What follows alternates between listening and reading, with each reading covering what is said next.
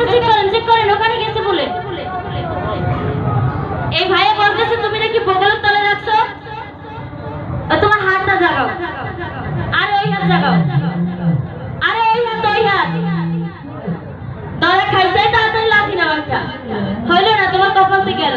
তো বন্ধুরা আমরা চলে যাবো আমাদের সেই ঘোষণা অনুযায়ী খেলা, গলাকাটা খেলা, ত্রিভুজ বাজি খেলা। আমরা ঘোষণা দিয়েছিলাম আপনাদেরকে আমরা গলাকাটা খেলা দেখাবো। আমি গলাকাটা খেলার আগে যদি দয়ালকে দিয়ে দেই সেটা ভালো হবে, কারণ লাস্ট খেলা গলাকাটা দিয়ে আমাদের অনুষ্ঠান সমাপন। আগে আমরা চলচ্চিত্র আর্টিস্টের অনুষ্ঠান দেখবো, তারপর আমরা গলাকাটা দেখবো।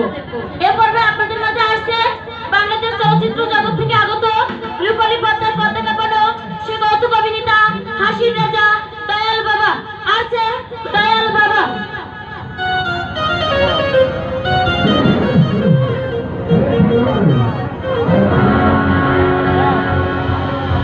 সাথে মোটে আমি মেলাবো না, এটা আমার শহুর বাড়িতে চুরি জেগে জানা। হ্যাঁ তুমি সামার দিয়ে দিলাম, অত সস্তা জিনিসে না। আচ্ছা জামা লুঙ্গি সব ভিজে যাক, সাথেই আমি ফুটবো না, এটা আমার শহুর বাড়িতে চুরি জেগে জানা। আমার ছোট শালি একদিন খালি আমারে কইল চল, শুনে মনে মনে কইলাম মরা ভাজা দেওয়ার ভিতর। আমার ছোট শালি একদিন খালি আমারে কইল চল, শুনে মনে মনে কইলাম মজা ভারো দিবারি তোর।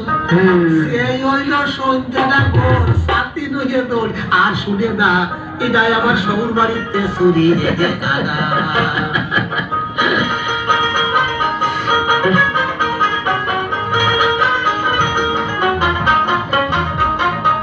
ভালো বৃষ্টিতে ভিজেই না সাথী, রোদি তাই মেলাই না, আটে গেলি বদলাই খালি আন্তরি পুরোনি হলো না। ভালো বৃষ্টিতে ভিজেই না সাথী, আমি রোদি তাই মেলাই না, আটে গেলি বদলাই খালি আন্তলি পুরোনি হলো না। বোঝো তারি আমি কিরাম সাদা, আন্তলিও ভাই কেউ জানে না, এটা আমার শহুর বাড়িতে।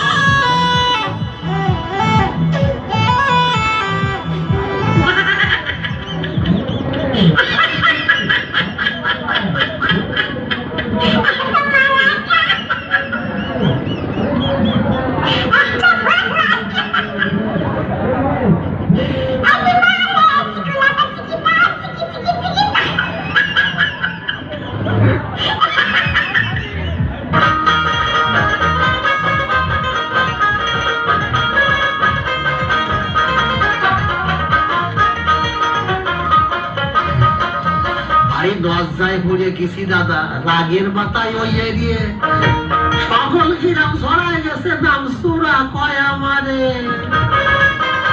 ভারী লজ্জায় পড়ে গেছি রে দাদা, রাগের মাথায় ওই এরিয়ে সকল কিরাম ছড়ায় গেছে, নাম সুরা কয় আমারে। তুই আমার ছোট শালি কি ভালি কলি, দুলোবার স্বভাব মোটে ভাল্লা, আমার এই শহুর বাড়িতে চুরি জেগে জানা।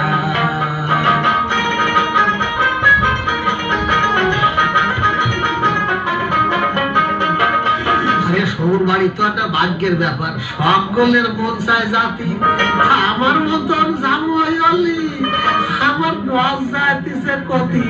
শহুর বাড়ি তো একটা ভাগ্যের ব্যাপার, সকলের মন চায় জাতি, আমার মতন জামাই হলি আমার লজ্জাতিছে কতি। আমার অভাবে স্বভাব গেছে রে দাদা, আমার অভাবে ওই যে স্বভাবের খ্যাতি, নিজের কথার অত কব না, এটাই আমার শহুর বাড়িতে চুরি জেগে আনা। তুমি সাবার আমি দিয়ে দিলাম, কত সস্তা জিনিস না, এটা আমার শহুর বাড়িতে চুরি জেগে আনা, এটা আমার শহুর বাড়িতে চুরি এনে আনা। বাহ, আমার একটা সাথী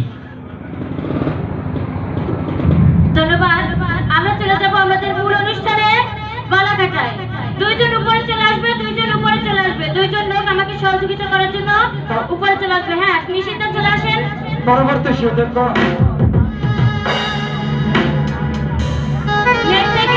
নেট থেকে একটা গান আনেন। ভাইয়া, তুমি নিজের মুখে বলেছিলে বাসবো ভালো যত্ন করে, এই গানটা নিয়ে আসেন।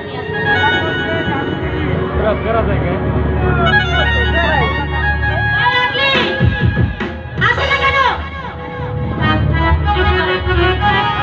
পরবর্তী সুযোগ দেখবেন টিকিট সংগ্রহ লাইনে দাঁড়িয়ে যাবেন। পরবর্তী আমাদের একটি 24 শেষ খেলা। পরবর্তী শো দেখবেন টিকিট সংগ্রহ লাইনে দাঁড়িয়ে যাবেন।